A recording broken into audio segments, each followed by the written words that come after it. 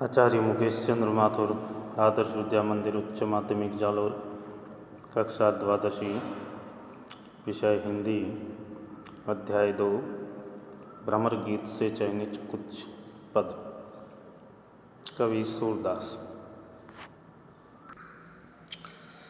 जय श्री राम दोस्तों, आज हम कक्षा द्वादशी के सामान्य हिंदी का द्वितीय अध्याय भ्रमर गीत से चयनित कुछ पद पढ़ेंगे।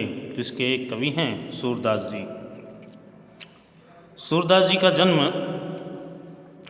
सन 1483 ईस्वी में तथा मृत्यु सन 1563 ईस्वी में हुई थी। सूरदास का जन्म दिल्ली के निकट सीही नामक गांव में हुआ था। रुनकता आगरा के गौ घाट पर इनकी भेंट महाप्रभु वल्लभाचार्य से हुई।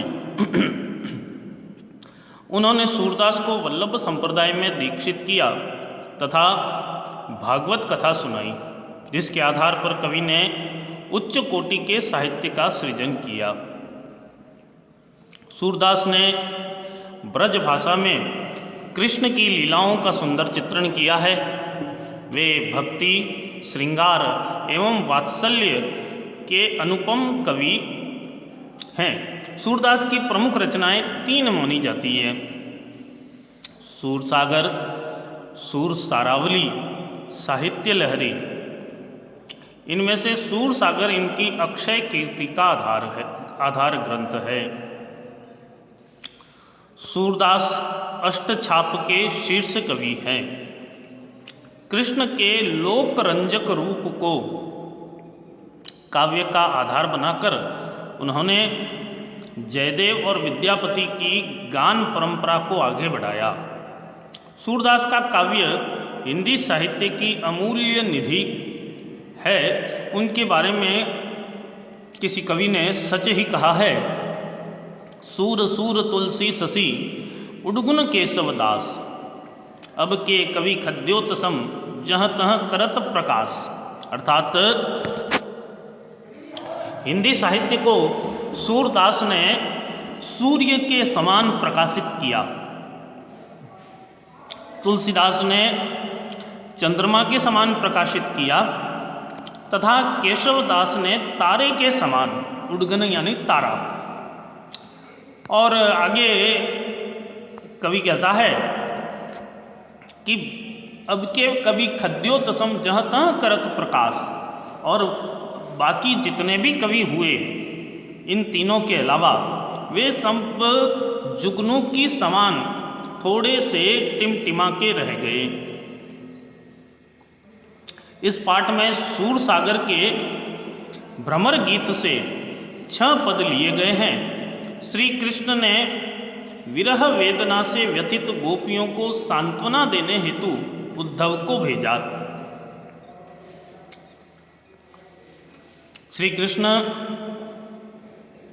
दोबारा गोकुल नहीं गए और उनके विरह में गोपियां तड़पती रह गईं। श्री कृष्ण को पता था, तो अपने मित्र उद्धव, जो कि बहुत ज्ञानी था और उसे अपने ज्ञान का घमंड भी था, उसे गोपियों के पास भेजा कि वह जाकर गोपियों को अपने निर्गुण ब्रह्म के ज्ञान का एवं योग का उपदेश देकर आए।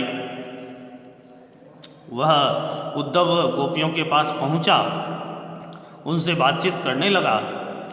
तभी कहते हैं कि वहाँ एक भौरा उड़ता हुआ आता है और फिर गोपियाँ उस भौरे को संबोधित करते हुए उद्धव को जवाब देती है। इसी कारण से ये उद्धव और गोपियों के बीच में जो भी संवाद हुआ, इसे भ्रमर गीत की संज्ञा दी गई। इसका वर्णन श्रीमद् भागवत में भी है और सूरसागर में भी सूरदास जी ने इसका विस्तार से वर्णन किया है।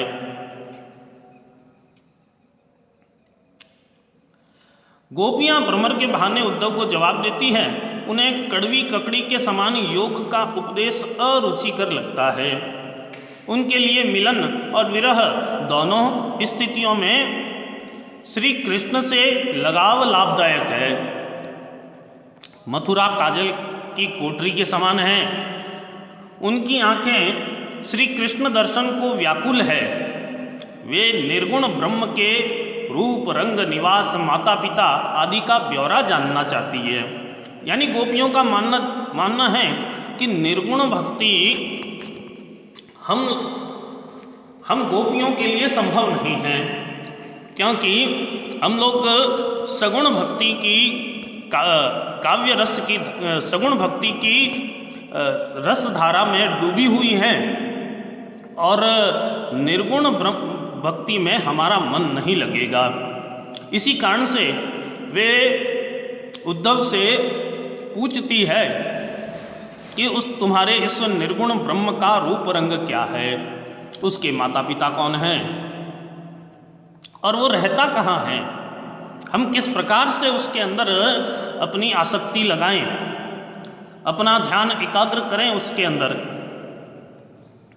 कृष्ण की याद दिलाने वाले वन, उपवन, लता, वितान, यमुना आदि विरह काल में भीषण संतापदायक बन गए हैं।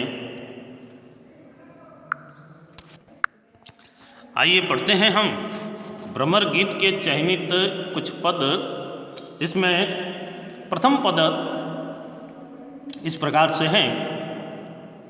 गोपियाँ उद्धव से कहती है कि हमारे हरि हारिल की लकड़ी, मन बच क्रम नंद नंदन सो उर यह दृढ़ करी पकड़ी। अर्थात सबसे पहले आप प्रथम पंक्ति में आप देखिए, यहाँ ह वर्ण की आवृत्ति हुई है, अर्थात ह वर्ण से प्रारंभ होने वाले एकाधिक शब्द है, तो यहाँ अनुप्रास अलंकार होगा।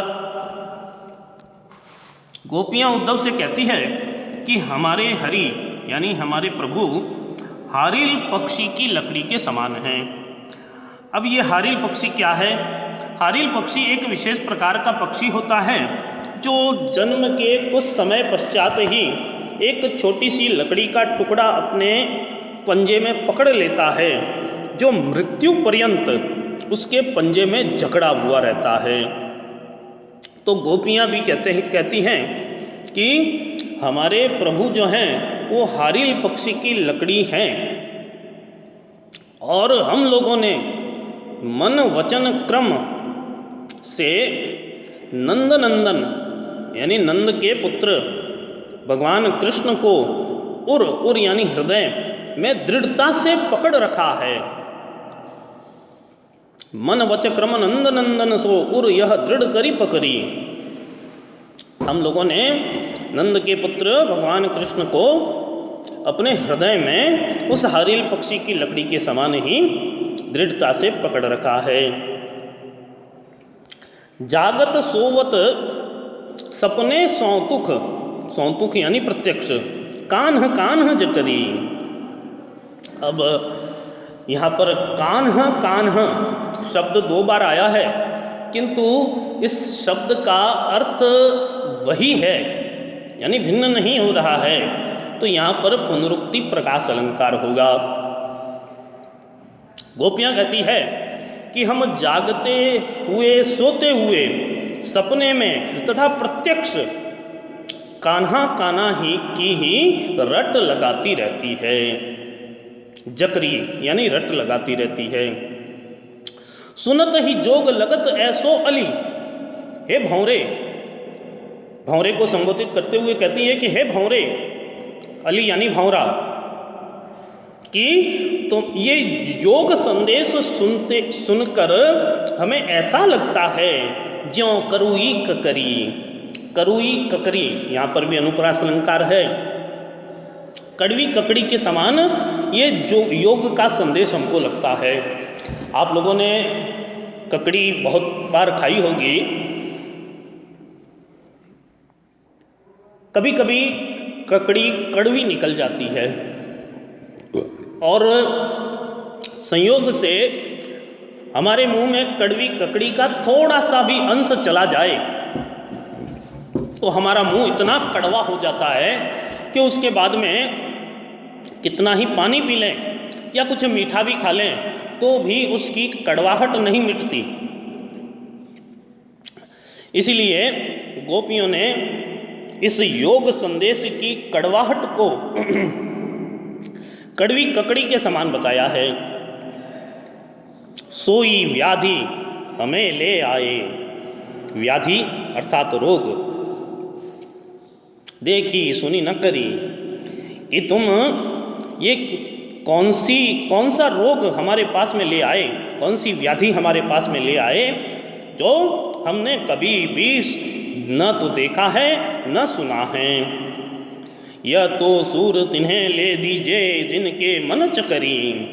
सूरदास जी कहते हैं कि गोपियाँ कहने लगी कि यह योग का संदेश, यह योग की शिक्षा उन्हीं को जाकर दो जिनका मन हर समय घूमता रहता है, स्थिर नहीं रहता, मन चक्री अर्थात जिनका मन अस्थिर होता है, उन्हीं को यह संदेश जाकर दीजिए।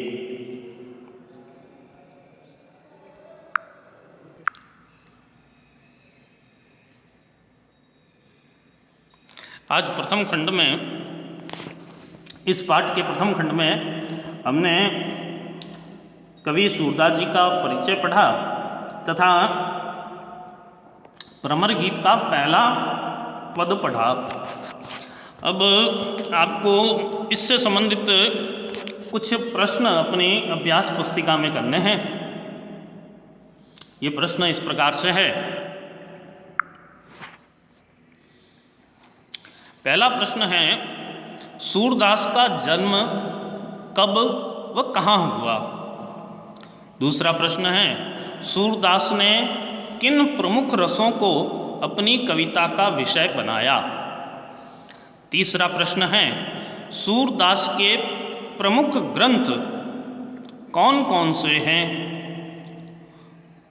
चौथा प्रश्न है, उक्त पाठ में संकलित पद किस ग्रंथ से लिए गए हैं?